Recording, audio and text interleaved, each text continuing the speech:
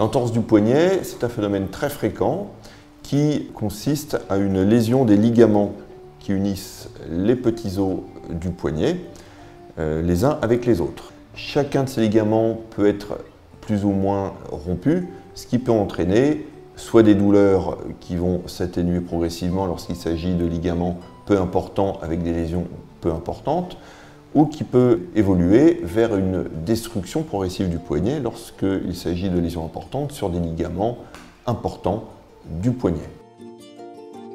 Tout le monde peut être touché par ce problème, que ce soit à la suite d'un choc ou d'un traumatisme, après une chute ou d'un accident sportif, ou lors de mouvements répétitifs, notamment lors d'une activité professionnelle particulière, dans des activités de loisirs ou des activités sportives. Différents traitements sont possibles. Nous privilégions naturellement toujours le traitement médical par immobilisation, ce qui est la plupart du temps suffisant lorsqu'il s'agit d'entorses bénignes. Lorsque nous suspectons une entorse grave, c'est-à-dire une lésion importante des ligaments du poignet, ou lorsque le traitement par immobilisation simple ne suffit pas, des examens sont alors à notre disposition, qui vont de la radio au scanner avec injection qu'on appelle arthroscanner, voire l'IRM, qui peuvent nous aider à faire un diagnostic plus précis.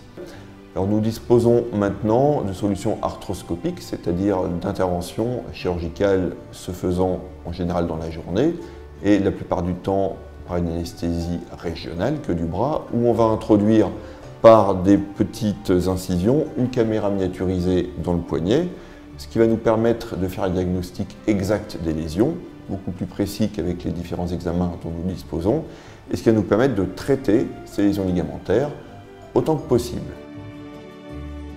Après la chirurgie, une immobilisation peut être mise en place en fonction de l'importance des lésions, qui peut aller de 2 à quelques semaines, avant de débuter la rééducation.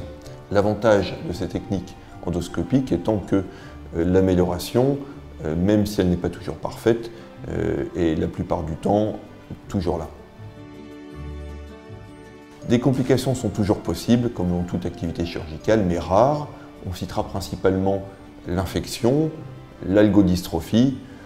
Je dirais surtout que la complication principale est une amélioration qui n'est pas aussi importante que ce que l'on souhaiterait.